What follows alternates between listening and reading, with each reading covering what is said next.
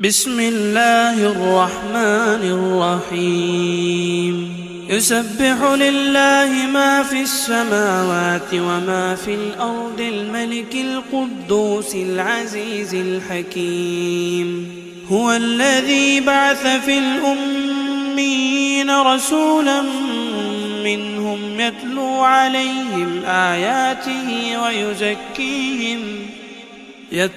عليهم آياته ويزكيهم ويعلمهم الكتاب والحكمة وإن كانوا من قبل لفي ضلال مبين وآخرين منهم لما يلحقوا بهم وهو العزيز الحكيم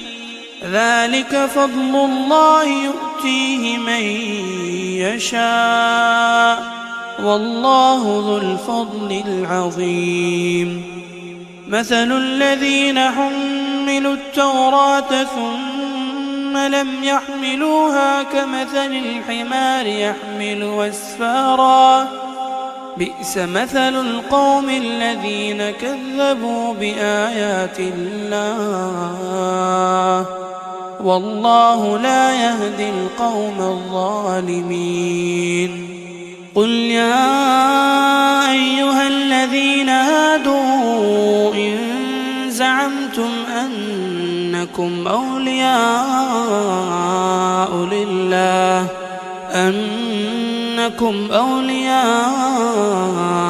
لله من دون الناس فتمنوا الموت إن كنتم صادقين ولا يتمنونه أبدا بما قدمت أيديهم والله عليم بالظالمين قل إن الموت الذي تفرون منه فإنه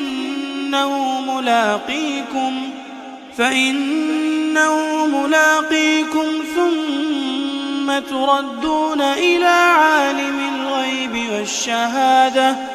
إلى عالم الغيب والشهادة فينبئكم بما كنتم تعملون يا أيها الذين آمنوا إذا نودي للصلاة من يوم الجمعة فاسعوا إلى ذكر الله وذروا البيع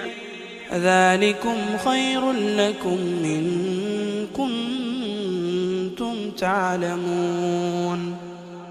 فإذا قضيت الصلاة فانتشروا في الأرض وابتغوا من